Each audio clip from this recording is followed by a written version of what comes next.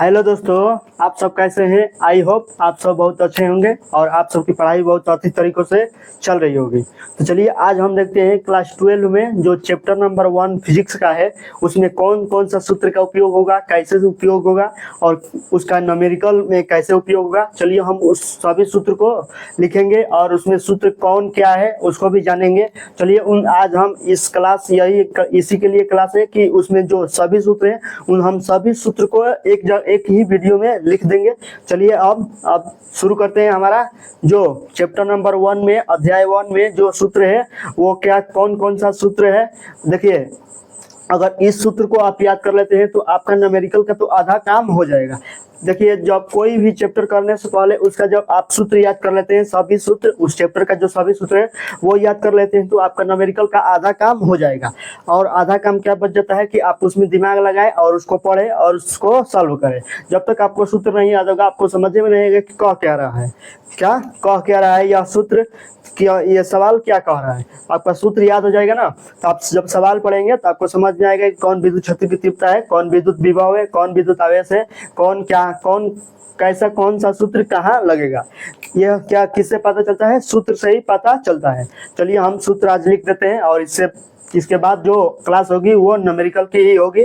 चलिए हम आज इसका सूत्र लिखते हैं। चलिए देखते हैं सबसे पहले किसका सूत्र, सबसे पहले अध्याय 1 में कौन सा सूत्र है। तो सबसे पहले तो यही सूत्र आएगा, विद्युत आवेश तथा क्षेत्र बल है। तो सबसे पहले विद्युत आवेश का आएगा ना, क्योंकि चैप्टर का ही नाम है क्या, विद्युत आवेश है। चलिए देखते हैं हमारा सबसे पहले क्या आएगा सूत्र, विद्युत आवेश ही आएगा। चलिए फर्स्ट नंबर लिख लेते हैं, विद्युत आवेश। तो विद्युत आवेश किससे दर्शाते हैं इसको, विद्युत आवेश बराबर क्या होता है, विद्युत आवेश बराबर क्या होता है, विद्युत धारा, क्या लिख लेंगे, विद्युत धारा इंटू समय।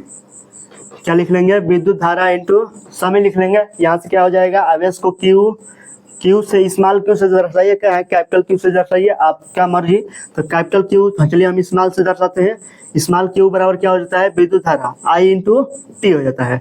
या स्मॉल से दर्शाइए या टी से कैपिटल से दर्शाइए, आपकी मर्जी है। तो दोनों से दर्शा सकते हैं। क्या हो जाएगा, क्यू बराबर आई टी। ये क्या है, हमारा विद्युत आवेश का सूत्र है। और चलिए विद्युत आवेश में ये तो पता होगा कि क्यू क्या है, आवेश है, आई क्या है, धारा है, और टी क्या है, समय है। और उसके बाद आगे जाएंगे तो क्या आ जाएगा, विद्युत धारा का सूत्र आता है। चलिए विद्युत धारा भी लिख लेते हैं, विद्युत धारा 2 नंबर, विद्युत धारा क्या होता है, आई बराबर आवेश बटा समय होता है। यही ना होता है, आवेश बटा समय, यानी आवेश को क्यू बटा टी से दर्शा देते हैं। यही हमारा क्या होता है, second number Q by T होता है विद्युत धारा। और तीसरे में जाएंगे तो क्या आएगा, विद्युत क्षेत्र आएगा ना, विद्युत क्षेत्र की तीव्रता होता है। चलिए दर्शाते हैं, विद्युत क्षेत्र की तीव्रता। तो विद्युत क्षेत्र की तीव्रता देखते हैं क्या है, विद्युत क्षेत्र की तीव्रता। तो इससे किससे दर्शाते हैं, ई से दर्शाते हैं। विद्युत क्षेत्र की तीव्रता किससे दर्शाते हैं, ई से। इसको आई से, इसको क्यू तो हो ही गया। क्या हो जाता है, विद्युत क्षेत्र की तीव्रता ई बराबर क्या होता है, एफ बटे क्यू नॉट। जहाँ एफ को क्या बोलते हैं, बल बोलते हैं, और क्यू नॉट को धन परीक्षण आवेश लिख लीजिए। ध्यान रखिए, धन परीक्षण आवेश याद रहेगा ना, क्या बोलते हैं, धन परीक्षण आवेश बोलते हैं। यही हमारा क्या होता है, ई बराबर बल बटे धन परीक्षण आवेश, ई बराबर एफ बटे क्यू नॉट होता है। और देखिए इसको सदिश रूप में लिखना चाहे तो लिख सकते हैं यहाँ से, सदिश स्वरूप, क्योंकि विद्युत क्षेत्र की तीव्रता क्या होती है, सदिश राशि ही होती है। तो वेक्टर ई बराबर लिख लेंगे, वेक्टर एफ बटे क्यू नॉट होता है। यही ना होता है, वेक्टर एफ बटे वेक्टर एफ बटे क्यू नॉट हो जाता है। ये हो गया। और 4 नंबर जाएंगे तो 4 नंबर क्या लिखते हैं, तो चलिए 4 नंबर देखते हैं अब। तो 4 नंबर में क्या लिखेंगे, जो अब हो गया विद्युत क्षेत्र की तीव्रता हो गया। अब सीधे जाएंगे, कूलाम का नियम वाला सूत्र आता है। अब तो कूलाम का नियम तो ये सभी छोटे छोटे बच्चों को भी पता है, क्योंकि ये कूलाम का नियम परीक्षा की दृष्टि से सबसे मोस्ट इम्पोर्टेंट क्वेश्चन है। ये बहुत बार पूछा गया है, तो अब ये हो सकता है कि अभी पूछ दे। ये कौन जानता है, वो तो परीक्षा वाला ही जानते हैं जो पेपर बनाता है। चलिए क्या लिखते हैं, कूलाम का नियम। कूलाम का नियम। यदि आप 12 में पढ़ रहे हैं और कूलाम का नियम नहीं जानते हैं तो आप कुछ नहीं पढ़ रहे हैं, आप बस घर बैठे हैं, आप 12 का नहीं पढ़ रहे हैं। यानी कूलाम का नियम सबसे पहले चैप्टर में और सबसे पहले ही कराया जाता है। कूलाम का नियम जो भी टीचर आएंगे सबसे पहले जो फिजिक्स खोलेगा पहला चैप्टर तो आपको कूलाम का नियम ही बताएगा, विद्युत आवेश बताएगा, उसके बाद डायरेक्ट के बताएगा कूलाम का नियम। तो आप कूलाम का नियम नहीं पढ़े हैं तो शायद आप 12 का नहीं पढ़ रहे हैं। तो क्या हो जाएगा, कूलाम का नियम क्या होता है, देखिए चित्र भी बना देते हैं। चलिए इसका दो आवेश मान लेते हैं, ये दो आवेश है, यहाँ पर क्या रखा गया है Q प्लस Q1 है आवेश, यहाँ पर क्या है Q2 आवेश, इनके बीच की दूरी क्या है R है, दोनों आवेश के बीच की दूरी क्या है R है। तो क्या लिखते हैं, तो दोनों आवेश के बीच आप कूलाम का नियम बॉल F बराबर, इसको क्या बोलते हैं बॉल बोलते हैं। बॉल F बराबर क्या होता है 1/4 pi epsilon not into Q1 Q2 बटे में R स्क्वायर। दो स्थिर, ये दोनों आवेश स्थिर होने चाहिए। दो स्थिर आवेश को बीच लगने वाला आकर्षण या प्रतिकर्षण बल, ये कैसा भी आवेश हो सकता है। अगर ये दोनों आवेश समान क्या है समान चार्ज के हैं तो क्या लगेगा प्रतिकर्षण लगेगा, और विपरीत चार्ज के हैं तो आपस में जुड़ जाएंगे। क्या हो जाएगा, दोनों भी बल लग सकता है, प्रतिकर्षण और आकर्षण बल। तो दो समान आवेश, दो स्थिर आवेशों के बीच लगने वाला आकर्षण या प्रतिकर्षण बल दोनों आवेशों के गुणनफल के समानुपाती होता है, और उसके बीच के दूरी के वर्ग के व्युत्क्रमानुपाती होता है। उसे क्या कहते हैं कूलाम का नियम कहते हैं। यही हमारा क्या है कूलाम का नियम है। तो Q1 Q2 तो आवेश जान रहे हैं, और R क्या है दो आवेशों के बीच की दूरी। और यहाँ से देखिए 1/4 पाई एप्सिलॉन नॉट का मान निकालेंगे, ये मान आपको निश्चित होता है। तो क्या होता है 1/4 पाई एप्सिलॉन नॉट बराबर क्या होता है, यहाँ पर लिख रहे हैं, जहाँ में लिख लेंगे, जहाँ 1/4 पाई एप्सिलॉन नॉट बराबर क्या हो जाता है एप्सिलॉन नॉट, क्या हो जाएगा 1/4 पाई एप्सिलॉन नॉट बराबर क्या होता है 9 × 10⁹ और इसका मात्रक ध्यान रखिएगा क्या होता है न्यूटन इंटू मीटर स्क्वायर प्रति कूलाम स्क्वायर होता है। क्या होता है न्यूटन इंटू मीटर स्क्वायर प्रति कूलाम स्क्वायर होता है। और कभी कभी एप्सिलॉन नॉट का भी मान पूछ लिया जाता है, तो चलिए वो भी मान लिख रहे हैं। एप्सिलॉन नॉट क्या है विद्युतशीलता है। चलिए ये भी लिख रहे हैं क्या है निर्वात या वायु में विद्युतशीलता क्या होता है, वो निर्वात या वायु में विद्युतशीलता होता है। तो क्या होता है एप्सिलॉन नॉट।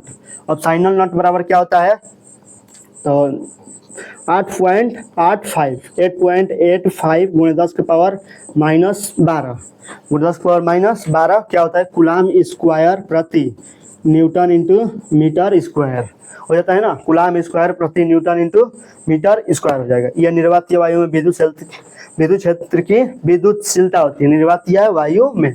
देखिए कभी कभी इसमें के से गुणा कर देता है या इसको इस तरह भी लिख देता है, तो उससे कोई भरमाने की बात नहीं है। F बराबर क्या लिखता है के Q1 Q2 बटा में R स्क्वायर, तो इससे कोई लेन देन नहीं है, यानी के का मान ही वही है। के का मान क्या है 1/4 पाई एप्सिलॉन नॉट को ही क्या माना है के माना है, तो उसका मान 9 × 10⁹ ही रखना है, वहां पर 9 × 10⁹ ही रखना है। बहुत से अध्यापक क्या पढ़ाएंगे आपको के पढ़ा देंगे, तो कोई उससे दिक्कत नहीं है, वो गलती नहीं है, वो भी सही है, आपके समझने की ऊपर है। तो चलिए इस तरह भी कोई लिख कर दे देता है तो उससे कोई भरमने की बात नहीं है। चलिए इस तरह हम क्या लिख लिए 4 नंबर हो गया ना। और चलिए 5 नंबर पर क्या चलेंगे कि किसी बिंदु आवेश के कारण विद्युत क्षेत्र की तीव्रता।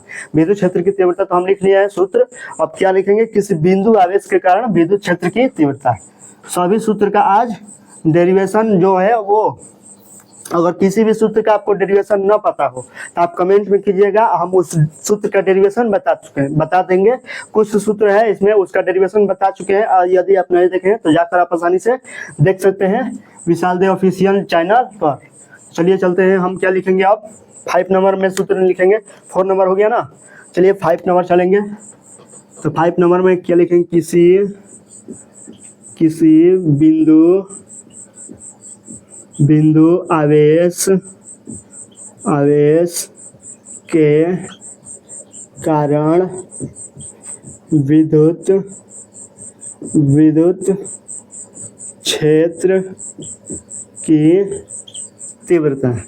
क्या लिखते हैं विद्युत क्षेत्र की तीव्रता क्या होती है, ई होती है। अभी बताए ना विद्युत क्षेत्र की तीव्रता क्या होती है, ई होती है, इसे दर्शाते हैं। तो ई बराबर क्या हो जाता है 1/4 pi epsilon not into Q बटे में क्या हो जाता है आर स्क्वायर हो जाता है। ये हमारा क्या है कि बिंदु आवेश के कारण विद्युत क्षेत्र की तीव्रता। तो इसका जो फिगर होता है वो भी बना देते हैं। देखिए ये मान लेते हैं या दूसरे से लिखते हैं, ये चल नहीं रहा। क्या हो जाएगा, मान लीजिए ये क्या है, कोई बिंदु आवेश है, यहाँ से बिंदु आवेश, इस पर कोई धन परीक्षण आवेश स्थित है। तो मान लेते हैं इस पर कोई क्यू आवेश स्थित है, इसे स्मॉल आर दूरी पर, यानी स्मॉल आर दूरी पर एक बिंदु P मान लेते हैं। यहीं पर हमारा क्या निकलना है, विद्युत क्षेत्र की तीव्रता E की गणना करना है। यानी अब मान लेते हैं बिंदु P पर हम यहाँ पर खड़े हैं और यहाँ पर भी कोई आवेश मान लीजिए रखा है, मान लेते हैं कोई आवेश Q नॉट है, यानी Q नॉट को अभी बताया, Q नॉट को क्या बोलते हैं, धन परीक्षण आवेश। देखिए यहाँ पर लिख चुके हैं धन परीक्षण आवेश, Q नॉट को क्या बोलते हैं, धन परीक्षण आवेश। तो मान लीजिए यहाँ पर क्या रख रहे हैं, Q नॉट आवेश रख दे रहे हैं। तो आप लिखेंगे क्यू नॉट आवेश हो गया। तो यही लिखते हैं किसी बिंदु आवेश के कारण बिंदु P पर उत्पन्न विद्युत क्षेत्र की तीव्रता। तो किसी बिंदु आवेश के कारण उत्पन्न विद्युत क्षेत्र की तीव्रता का सूत्र हमारा 1/4 pi epsilon not into Q बटे में आर स्क्वायर ही होता है। अब यहाँ से तो बता चुके हैं क्या होता है, 1/4 पाई एप्सिलॉन नॉट का मान क्या होता है, 9 × 10⁻9 होता है। प्रत्येक का स्थान पर लिखना नहीं पड़ेगा ना, क्योंकि एक स्थान से आप देख सकते हैं यही होता है। सभी के मान, सभी के स्थान पर 1/4 पाई एप्सिलॉन नॉट का मान 9 × 10⁻9 ही होता है। और एप्सिलॉन नॉट का मान क्या होता है 8.85 × 10⁻12 कूलम स्क्वायर प्रति न्यूटन इंटू मीटर स्क्वायर ही होता है। इसमें कोई चेंजिंग नहीं होता है, क्योंकि ये क्या होता है, एक नियतांक होता है। तो इस तरह हम समझ सकते हैं। अब क्या चलेंगे 6 नंबर पर। तो 6 नंबर में क्या देखेंगे, अब किसी बिंदु आवेश क्या हो गया ना, अब क्या देखेंगे, विद्युत द्विध्रुव अब आता है। किसी बिंदु आवेश के कारण हो गया, ये तो हो गया ना। अब क्या लिखेंगे, अब सीधे लिख रहे हैं विद्युत द्विध्रुव के कारण। तो विद्युत द्विध्रुव लिख रहे हैं अभी, तो विद्युत द्विध्रुव। अब सबसे पहले अभी कूलम का नियम का सदिश स्वरूप एक बार लिख लेते हैं। चलिए विद्युत द्विध्रुव लिख लेते हैं। क्या लिख लेते हैं, विद्युत द्विध्रुव। अब विद्युत द्विध्रुव यानी इसको कैसे दर्शाते हैं, पोल होता है, पोल इलेक्ट्रिक, विद्युत मतलब इलेक्ट्रिक डाइपोल होता है, यानी इसको P स्मॉल P से दर्शाते हैं। कैपिटल P नहीं होता है, क्या होता है, स्मॉल P होता है। स्मॉल P बराबर क्या होता है 2QL होता है, यानी 2QL। देखिए विद्युत द्विध्रुव बना दे रहे हैं, यहाँ पर क्या बना रहे हैं, विद्युत द्विध्रुव बना दे रहे हैं। यहाँ पर क्या हो गया, ये विद्युत द्विध्रुव में एक इनके बीच की दूरी क्या होती है 2L होती है, 2L होती है। और इस पर क्या, कौन सा आवेश रखा होता है, इस पर -Q आवेश होता है, इस पर +Q आवेश होता है। आप इस आवेश को चेंज भी कर सकते हैं, यहाँ पर +Q आवेश रखो और यहाँ पर -Q आवेश रखो, इससे कोई प्रॉब्लम नहीं है। तो चलिए इनके बीच की दूरी क्या होती है 2L होती है, क्या होती है 2L होती है, यानी अल्पतम बीच दूरी क्या होती है 2L। तो अल्पतम हो गया ना। और देखिए यहीं से इसका परिभाषा भी बनती है, परिभाषा से ही सूत्र का निगमन हो जाता है। तो विद्युत द्विध्रुव में कोई एक आवेश, यानी +Q लीजिए या -Q लीजिए, उससे कोई दिक्कत नहीं है। तो विद्युत द्विध्रुव में कोई एक आवेश यानी Q और दोनों आवेश के बीच की दूरी यानी 2L के गुणनफल को क्या बोलते हैं, विद्युत द्विध्रुव कहते हैं। इस तरह हम इसको भी समझ सकते हैं आसानी से। यहाँ पर P क्या है, विद्युत द्विध्रुव है, Q क्या है, आवेश है, और 2L, L क्या है, L जो विद्युत द्विध्रुव के आधा लंबाई है, L क्या है, विद्युत द्विध्रुव के आधा लंबाई है। देखिए ये मध्य बिंदु मान लेते हैं, ये क्या है, मध्य बिंदु O है। तो यहाँ से बीच की दूरी लेना होगा और यहाँ से बीच की दूरी क्या हो जाएगा, L हो जाएगा, यानी ये क्या है, आधा दूरी है। विद्युत द्विध्रुव के आधा दूरी को क्या बोलते हैं, L बोलते हैं, और पूरे दूरी को क्या बोलते हैं, 2L बोलते हैं। ये आपको समझना होगा। कहीं पर अगर विद्युत द्विध्रुव की लंबाई बोल रहा है कि विद्युत द्विध्रुव की लंबाई 5 मीटर है, क्या है 5 सेंटीमीटर है, तो 5 सेंटीमीटर केवल L का मान मत रख दीजिएगा। क्या, केवल L का मान नहीं रखना है, किसका मान रखना है, 2L का मान रखना है। क्योंकि यहाँ पर क्या बोला है, विद्युत द्विध्रुव की लंबाई है, क्या है, विद्युत द्विध्रुव की लंबाई है, यानी पूरा 2L की लंबाई है। अगर L का मान रखना चाहते हैं तो क्या रखिएगा, उसको 2.5 कर दीजिएगा। क्यों, क्योंकि उसको 2 से भाग देंगे तो ये 2.5 और ये 2.5 हो जाएगा, ताकि हम L का मान क्या रख लेंगे, 2.5 रखेंगे। तो अब हमारा 2.5 दूनी फिर से वो 5 आ जाएगा। इस तरह ये थोड़ा समझना होता है यहाँ पर। अब चलिए 6 नंबर भी समझ गए होंगे। अब क्या चलेंगे 7 नंबर। तो अब चलेंगे 7 नंबर में क्या आता है, विद्युत द्विध्रुव के कारण अक्षीय स्थिति में उत्पन्न विद्युत क्षेत्र की तीव्रता, यही ना होता है। इसके बाद चलिए लिखते हैं विद्युत ध्रुव विद्युत द्विध्रुव के कारण अक्षीय स्थिति, अक्षीय या अनुदैर्ध्य भी हो जाएगा, अनुदैर्ध्य अक्षीय या अनुदैर्ध्य स्थिति में विद्युत क्षेत्र की तीव्रता। तो चलिए इसका सूत्र क्या हो जाएगा वो लिख लेंगे। अक्षीय या अनुदैर्ध्य स्थिति में विद्युत क्षेत्र की तीव्रता E बराबर क्या होता है 1/4 pi epsilon not into KP। क्या होता है K इंटू K नहीं लिखते हैं, यहाँ पे क्या लिखते हैं, यहाँ पर क्या हो जाता है 2P बटा में RQ होता है। ये हमारा क्या होता है अक्षीय स्थिति में उत्पन्न विद्युत क्षेत्र की तीव्रता 1/4 pi epsilon not into 2P बटा में RQ होता है। और इसका भी फिगर बना दे रहे हैं, चलिए, ताकि फिगर से आपको याद रहेगा, कभी आप भूल नहीं पाएंगे।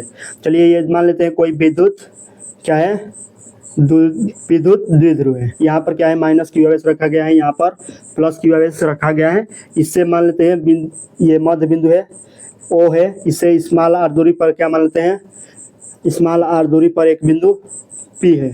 यहाँ पर कौन सा बिंदु P है। और ये विद्युत द्विध्रुव की लंबाई तो आपको पता है 2L होता है। यह अल्पतम दूरी L हो जाएगा, इसके बीच की दूरी क्या हो जाएगी L हो जाएगी, और यहाँ से के बीच की दूरी क्या हो जाएगी R हो जाएगी। तो देखिए माइनस Q आवेश के कारण बिंदु P पर उत्पन्न विद्युत क्षेत्र की तीव्रता मान लेते हैं E1 है, और प्लस Q आवेश के कारण बिंदु P पर उत्पन्न विद्युत क्षेत्र की तीव्रता क्या है E2 है। तो यही हमारा बिंदु P पर परिणामी विद्युत क्षेत्र की तीव्रता 1/4 pi epsilon not into 2P बटा में RQ होता है। यही हमारा अक्षीय स्थिति का जो है फिगर है। इस तरह हम इसको फिगर से समझ सकते हैं। तो जब तक आप फिगर याद रख लेंगे तो आपको सूत्र तो आप आसानी से याद कर सकते हैं। चलिए ये 7 नंबर हो गया ना। यहाँ तो बताना नहीं पड़ेगा कि P क्या है, तो P तो समझते हैं क्या है विद्युत क्षेत्र की नहीं विद्युत द्विध्रुव आघूर्ण है। P क्या है विद्युत द्विध्रुव आघूर्ण है। और RQ क्या है विद्युत द्विध्रुव RQ क्या है विद्युत द्विध्रुव के मध्य बिंदु से स्मॉल r दूरी पर रखी जो बिंदु है उस बिंदु और जो विद्युत द्विध्रुव के मध्य बिंदु है उसके बीच की दूरी है। ये आपको सवाल जब पढ़ेंगे आपको आसानी से समझ में आ जाएगा। बोलेगा कि 5 सेंटीमीटर दूरी पर उत्पन्न विद्युत क्षेत्र की तीव्रता ज्ञात कीजिए। तो अक्षीय स्थिति में उत्पन्न विद्युत क्षेत्र की तीव्रता आपको फिगर देगा, इसमें कोई सोचने की बात नहीं है। तो इस तरह हम समझ सकते हैं। अगर आप फिगर याद रखते हैं तो आपको सवाल करने में भी कोई प्रॉब्लम नहीं होगा। चलिए 7 नंबर हो गया। अब चलिए 8 नंबर चलते हैं। तो 8 नंबर क्या हो जाएगा, ये अक्षीय स्थिति में आप क्या आएगा निरक्षीय आएगा। लिखते हैं विद्युत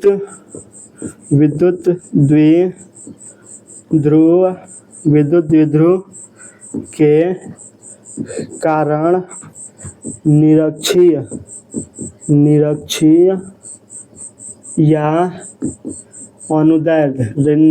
या अनुदैर्ध्य स्थिति में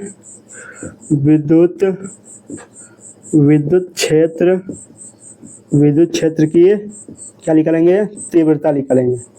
विद्युत क्षेत्र की तीव्रता यानी क्या E, इसमें भी होगा ये होगा, और इसमें क्या होता है 1/4 pi epsilon not into KP। इसमें क्या होता है 2 नहीं होता है, केवल क्या होता है P बटा में RQ होता है। यही हमारा होता है E बराबर 1/4 pi epsilon not into P बटे में RQ होता है। ये हमारा क्या होता है निरक्षीय या अनुदैर्ध्य अनुप्रस्थ है। ये अनुदैर्ध्य नहीं है, सॉरी, यहाँ पर क्या है अनुप्रस्थ है, क्योंकि अनुदैर्ध्य नहीं होगा ना। अनुदैर्ध्य तो अक्षीय में होता है, अनुप्रस्थ स्थिति में उत्पन्न विद्युत क्षेत्र की तीव्रता है। यही हमारा 1/4 pi epsilon not into P बटे में RQ है। चलिए इसका भी फिगर देख लेते हैं, ताकि फिगर याद रहेगा तो हमको आसानी से समझने में कोई प्रॉब्लम नहीं होगा। तो सबसे पहले यहाँ पर क्या बना रहे हैं, एक विद्युत द्विध्रुव बना रहे हैं। तो विद्युत द्विध्रुव इसके बीच की दूरी क्या मान रहे हैं, चलिए इसको यहीं पर बना रहे हैं। क्या हो जाएगा इसमें यहाँ पर माइनस Q आवेश है, यहाँ पर प्लस Q आवेश है, और इसके बीच की दूरी क्या मान रहे हैं 2L है ना। और इसका मध्य बिंदु है ये क्या है O है, मध्य बिंदु O मान रहे हैं।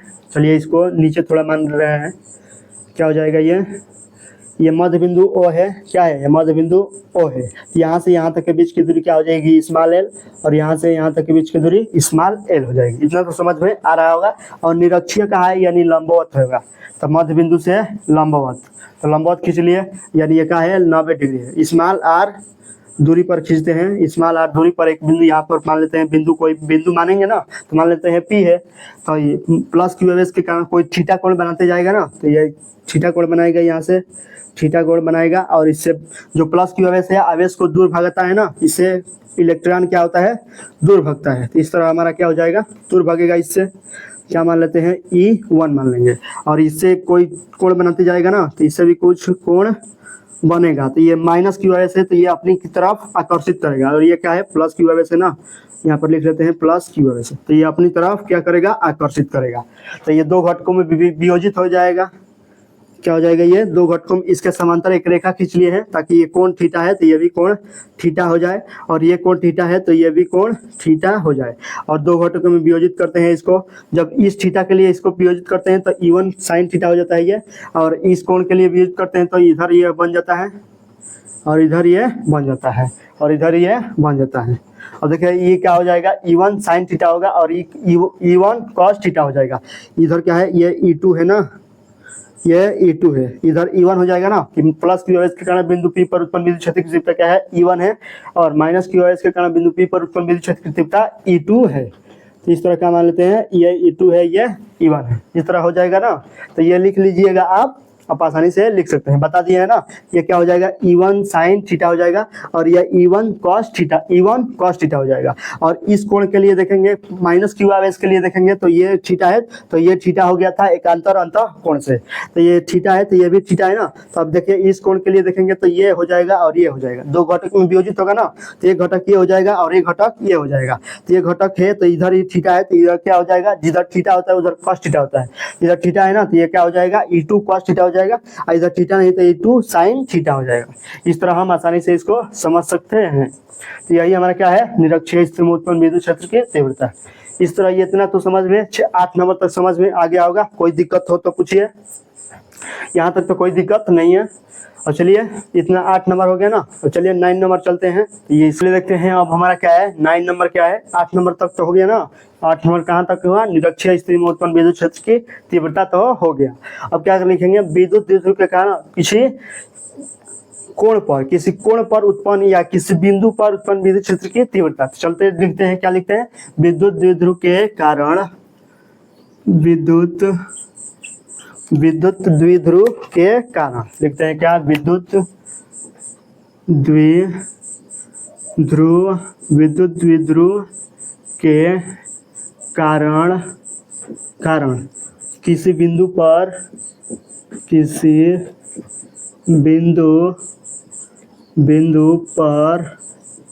उत्पन्न विद्युत क्षेत्र की तीव्रता, विद्युत क्षेत्र की तीव्रता, विद्युत क्षेत्र की क्या हो गया, तीव्रता हो गया। E बराबर क्या होता है, 1/4 pi epsilon not into P बटे में P cos थीटा, क्या होता है, P cos थीटा बटे में R Q होता है। यही हमारा क्या होता है, E बराबर 1/4 pi epsilon not into P cos theta बटे में R Q होता है।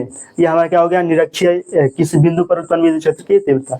इसका भी फिगर बनाना पड़ेगा। चलिए इसका भी कोई प्रॉब्लम नहीं है, बना देते हैं। तो चलिए विद्युत द्विध्रुव पहले मानेंगे, क्योंकि विद्युत द्विध्रुव के कारण ही निकालना है। तो विद्युत द्विध्रुव ये मध्य बिंदु हो जाएगा, यहाँ से यहाँ तक की दूरी स्मॉल हो, ये बिंदु O हो जाएगा, यहाँ से यहाँ तक क्या हो जाएगा, स्मॉल l हो जाएगा। यहाँ पर क्या रखें, माइनस क्यू आवेश, यहाँ पर प्लस क्यू आवेश रखते हैं, और ये क्या हो जाएगा हमारा, किसी बिंदु पर उत्पन्न विद्युत क्षेत्र की तीव्रता। यहाँ पर क्या मान लेते हैं, बिंदु P है, और इसके बीच की दूरी क्या है, स्मॉल r है, क्योंकि O से स्मॉल r दूरी पर एक बिंदु P है, यहीं पर हमारे विद्युत क्षेत्र की तीव्रता निकालना है। और इसको दो घटकों में, ये थीटा कोण पर गया हुआ है ना, तो ये दो घटक में वियोजित होगा। तो चलिए वो वियोजित कर लेते हैं। वो घटक कौन सा है, तो वो घटक हमारा हो जाएगा, उस घटक को वियोजित करेंगे तो ये हमारा थीटा बन जाएगा। इस तरह एक बनेगा, और एक कैसे बन जाएगा, चलिए देखते हैं। तो इस तरह हमारा बन जाता है, एक बन जाएगा, यहाँ पर एक बन जाएगा, ये हो जाएगा और ये एक हो जाएगा, और यहाँ हो जाएगा और यहाँ हो जाएगा। और इस तरह हम इसको दो घटक में विभाजित कर देते हैं। ये क्या है आपस में 90 डिग्री पर ये है, इसको जब इधर घुमाएंगे ना, इधर घुमाएंगे इसको, तो ये क्या हो जाएगा आपस में 90 डिग्री पर हो जाएंगे। तो जब 90 डिग्री पर हो जाएंगे तो ये क्या हो जाता है पी, जब जो जिधर थीटा होता है उधर क्या होता है कॉस थीटा है। तो जब इधर इस तरह घुमाएंगे इसको तो ये क्या हो जाए, इधर ही कॉस थीटा है ना, तो ये क्या हो जाएगा स्मॉल पी कॉस थीटा हो जाएगा। और इधर क्या हो जाएगा, इधर थीटा नहीं है तो स्मॉल पी साइन थीटा हो जाएगा। यही हमारा क्या है, किसी बिंदु आवेश के कारण उत्पन्न विद्युत क्षेत्र की तीव्रता है। तो इस तरह हम इसका सूत्र क्या होता है 1/4 पे epsilon not into small P but cos theta बटा में आर क्यू होता है। इस तरह हम लिख सकते हैं। चलिए इस तरह ये भी हो गया। अब चलते हैं 10 नंबर। तो 10 नंबर क्या है, अब देखिए 10 नंबर में क्या लिखते हैं हम।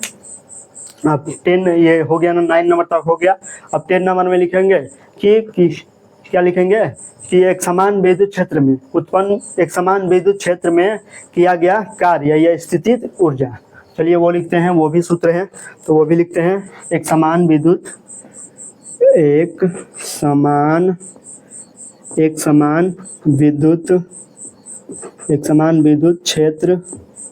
क्षेत्र में किया गया कार्य, क्या किया गया कार्य एवं स्थितिज ऊर्जा, एवं क्या होता है स्थितिज ऊर्जा होता है। यही ना होता है किया गया कार्य एवं स्थितिज ऊर्जा। तो किया गया कार्य स्थितिज ऊर्जा के बराबर होती है, यह ध्यान रखना है। क्या होता है किया गया कार्य स्थितिज ऊर्जा के बराबर होता है। क्या हो जाएगा किया गया कार्य यानी W और स्थितिज ऊर्जा यानी U हो जाएगा। तो क्या होता है इसका सूत्र, क्या हो जाएगा इसका सूत्र क्या होता है, तो चलिए लिख लेते हैं। क्या हो जाएगा PE, क्या लिख लेते हैं PE cos theta 0 minus cos theta 1 हो जाएगा। cos थीटा 0 यानी cos थीटा 0 या और माइनस cos थीटा हो जाएगा, ये हो जाता है। और कहीं कहीं ये जो 0 है इसको 1 मानते हैं। कोई टीचर अभी कराएगा आपको, जो भी इसका डेरिवेशन कराएगा तो थीटा जो 0 है उसको 1 मानेगा और जो थीटा 2 है उसको 2 मान लेता है, क्योंकि जो ये थीटा है वो प्रारंभिक कोण है और जो बाद वाला थीटा है वो बाद वाला थीटा है। ये थीटा है वो बाद वाला कोण है। तो ये देखिए P cos theta 0 minus cos theta हो जाता है। चलिए इसका भी फिगर बना देते हैं। एक समान विद्युत क्षेत्र हो जाएगा, तो क्या हो जाएगा एक समान विद्युत क्षेत्र खींच लेते हैं हम भी। हो गया एक समान विद्युत क्षेत्र में किया गया कार्य, किस पर किया गया कार्य, चलिए लिखा गया एक समान विद्युत क्षेत्र में विद्युत द्विध्रुव पर किया गया, विद्युत द्विध्रुव को घुमाने में क्या लिखते हैं विद्युत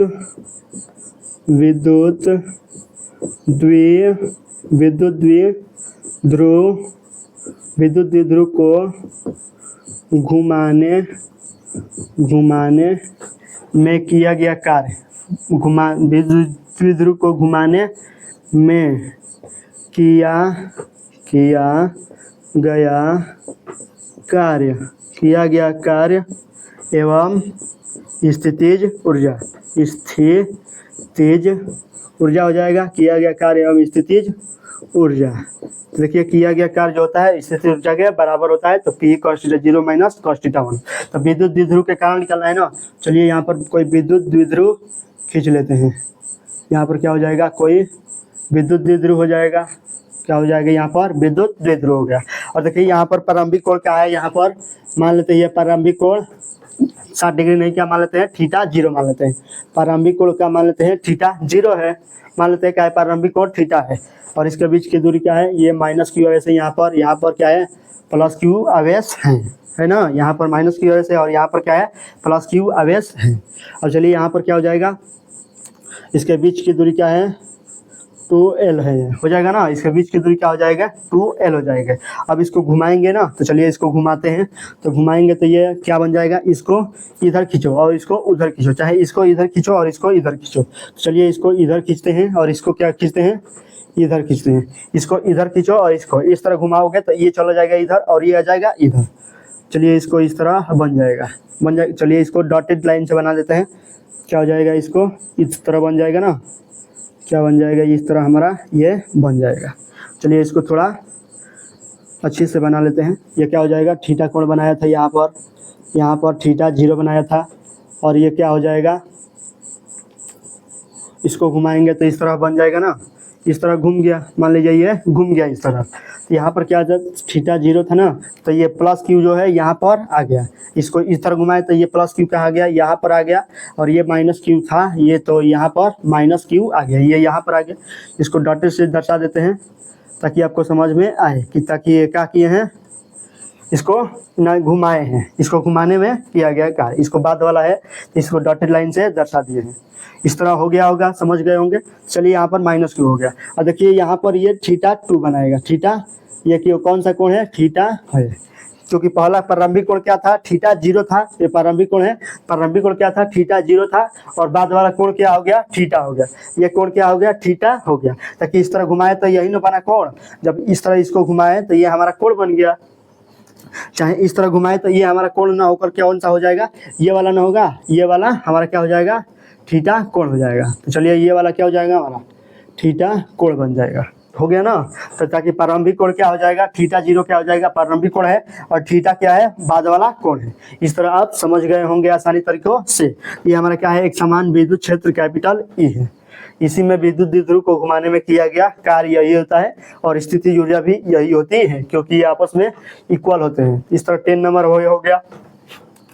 अब क्या लिखेंगे, 10 नंबर हो गया ना। अब चले 11 पर चलते हैं। तो 11 नंबर क्या हो जाएगा, 11 नंबर में जब लिखेंगे तो हम क्या लिखेंगे, देखते हैं। तो 11 नंबर में आप क्या होता है, एक समान विद्युत क्षेत्र में विद्युत द्विध्रुव आघूर्ण पर बल युग्म आघूर्ण की गणना, बल युग्म आघूर्ण टाउ की गणना करना है। चलिए लिख लेते हैं उसको भी। एक समान विद्युत क्षेत्र में, एक समान विद्युत क्षेत्र में विद्युत द्विध्रुव पर विद्युत द्विध्रुव पर बल युग्म आघूर्ण, यही ना है, बल युग्म आघूर्ण है। तो चलिए बल युग्म आघूर्ण यानी टाउ। तो टाउ बराबर क्या होता है, टाउ को किससे दर्शाते हैं, इस तरह टाउ होता है हमारा, यही क्या होता है, टाउ होता है। तो टाउ बराबर क्या होता है, पी क्या होता है, पी साइन थीटा होता है। यही ना होता है, क्या होता है, पी साइन थीटा होता है। टाउ बराबर क्या होता है, पी साइन थीटा हो जाता है। इस तरह हम इसको भी आसानी से कर लेते हैं, पी साइन थीटा हो जाएगा। यही हमारा क्या हो जाएगा, टाउ बराबर हो जाता है। चलिए इसका भी फिगर बना लेते हैं। चलिए ताकि कोई प्रॉब्लम आपको फेस ना करना पड़े। चलिए इसको भी फिगर बन जाएगा, आसानी तरीक़ों से बना देंगे। चलिए यहाँ पर हो गया, एक समान विद्युत क्षेत्र है। ये क्या है, एक समान विद्युत क्षेत्र है और इसमें विद्युत द्विध्रुव रख दे रहे हैं। एक समान विद्युत द्विध्रुव रख दे रहे हैं यहाँ पर, आसानी तरीक़ों से, कोई प्रॉब्लम नहीं है। चलिए यहाँ पर क्या हो गया, ये विद्युत द्विध्रुव हो गया। और इसके बीच की दूरी क्या है, 2L हो जाएगा ना। और इस पर क्या डालेंगे, इस पर लंब डालेंगे तो ये क्या हो जाएगा, लंब हो जाएगा। और ये क्या हो जाएगा, आधार हो जाएगा। इस तरह हमारा क्या हो जाएगा, यही हमारा फिगर हो जाता है। इधर माइनस क्यू अवेश हो जाएगा, इधर क्या हो जाएगा, प्लस क्यू अवेश हो जाएगा। एक समान विद्युत क्षेत्र में बल युग्म आघूर्ण, यानी इसी पर हम निकालते हैं बल युग्म आघूर्ण। यदि इसका डेरिवेशन नहीं देखे हैं तो जाकर देख लीजिएगा, इसका डेरिवेशन पहले से ही इस चैनल पर उपलब्ध है। चलिए इस तरह हमारा हो गया ना, टाउ बराबर पी साइन थीटा। यहाँ टाउ बराबर क्या है, टाउ, जहाँ टाउ क्या है, बल युग्म आघूर्ण है, बल युग्म आघूर्ण। पी क्या है, विद्युत द्विध्रुव आघूर्ण है। ई क्या है, विद्युत क्षेत्र की तीव्रता, एक समान विद्युत क्षेत्र की तीव्रता है। और साइन थीटा क्या है, इसको जो साइन थीटा है, थीटा कोण पर इसको रखा गया ना, क्या रखा गया, इसको थीटा कोण पर रखा गया है। तो यही क्या है, हमारा थीटा है। तो इस तरह हम इसको भी ज्ञात कर सकते हैं। और चलते हैं इसके आगे चलेंगे तो क्या आ जाएगा, 11 हो गया ना। अब क्या चलेंगे, 12 नंबर पर। तो 12 नंबर पर चलेंगे तो क्या आ जाएगा हमारा, वो आता है हमारा, कौन सा आता है, अब आ जाएगा विद्युत, अब क्या आ जाएगा, पृष्ठीय आवेश घनत्व आता है। पृष्ठीय आवेश घनत्व आता है, और आयतन आवेश घनत्व और रेखीय आवेश घनत्व, ये 3 आता है। उसके बाद सीधे आ जाएंगे हम विद्युत फ्लक्स पर, ताकि विद्युत फ्लक्स में भी कुछ सूत्र है ना, उसको भी लिख लेंगे। चलिए ये क्या होगा, 12 में क्या लिखेंगे, रेखीय आवेश घनत्व, रेखीय आवेश घनत्व हो जाएगा। रेखीय आवेश घनत्व क्या हो जाता है, रेखीय आवेश घनत्व क्या दर्शाते हैं, लेमडा बराबर क्या होता है, Q/L, यानी क्या होता है, आवेश होता है, आवेश बटा लंबाई होता है। यही हमारा क्या होता है, आवेश बटा लंबाई, रेखीय आवेश घनत्व होता है। इस तरह हम इसको भी लिख सकते हैं। अब आगे जाएंगे तो क्या हो जाएगा 13 नंबर रेखीय हो गया। अब आयतन, अब क्या होता है पृष्ठीय आवेश घनत्व लिख लेंगे, पृष्ठीय आवेश पृष्ठीय आवेश घनत्व। तो पृष्ठीय आवेश घनत्व क्या हो जाएगा हमारा, देखिए पृष्ठीय आवेश घनत्व किससे दर्शाते हैं, लेमडा हो गया, इसको किससे दर्शाते हैं छोटा सिग्मा। ये क्या है छोटा सिग्मा है, तो छोटा सिग्मा क्या हो जाएगा, छोटा सिग्मा बराबर क्या हो जाता है Q/A हो जाता है। यानी ये क्या है आवेश बटा क्षेत्रफल, यही ना होगा आवेश बटे क्षेत्रफल हो जाएगा, इस तरह आवेश बटे क्षेत्रफल हो जाता है। पृष्ठीय हो गया। अब 14 नंबर क्या हो जाएगा आयतन आवेश घनत्व, आयतन आवेश घनत्व। तो आयतन आवेश घनत्व लिख लेंगे, आयतन आवेश घनत्व क्या हो जाएगा, इसको क्या दर्शाते हैं रो से दर्शाते हैं, इसको भी रो से दर्शाते हैं, रो बराबर Q/V होता है। यानी Q को आवेश बोलते हैं, ये तो पता होगा कि Q को आवेश बोलते हैं और V को क्या बोलते हैं आयतन। ये तो हम बचपन से पढ़ते आ रहे हैं कि पानी क्या है आयतन है एक। तो इस तरह हमारा क्या हो जाएगा आयतन आवेश घनत्व। तो रेखीय आवेश घनत्व जो लंबाई के अनुदिश फैलेगा, यानी रेखीय आवेश घनत्व का फिगर बनाएंगे तो क्या हो जाएगा हमारा इस तरह ही हो जाएगा ना। तो इस तरह आवेश किसी लंबाई के अनुदिश आवेश वितरित होगा, उसे क्या करते हैं रेखीय आवेश घनत्व बोलते हैं। और रेखीय आवेश घनत्व इस तरह हो जाएगा ना, इसी के अनुदिश आवेश क्या होगा वितरित होगा, माइनस Q आवेश प्लस Q आवेश क्या होगा इस तरह वितरित होगा। और पृष्ठीय आवेश घनत्व किसी क्षेत्रफल पर, यानी किसी क्षेत्रफल पर विस्तृत होगा। तो मान लेते हैं ये क्या है हमारा कोई क्षेत्रफल है, इस तरह हमारा क्या है कोई क्षेत्रफल है, इस पर आवेश क्या होगा एक समान रूप से वितरित होगा। यही हमारा क्या है रेखीय पृष्ठीय आवेश घनत्व है। और आयतन आवेश घनत्व क्या हो जाएगा कोई ठोस गोला, आयतन किसका होता है गोले का होता है और किसी का आयतन नहीं होता है। और घनाभ का भी आयतन होता है, तो ठोस गोला या ठोस घनाभ हो सकता है। जो ठोस हो वही उसी में जिसमें आयतन हो उसी में क्या होता है आयतन आवेश घनत्व होता है। तो मान लेते हैं ये क्या है हमारा ठोस गोला है और इस पर आवेश क्या है फैला हुआ है, इसी को हम क्या बोलते हैं आयतन आवेश घनत्व कहते हैं। क्या हो जाएगा हमारा आयतन आवेश घनत्व यही है। ये क्या है आयतन आवेश घनत्व है, ये क्या है रेखीय आवेश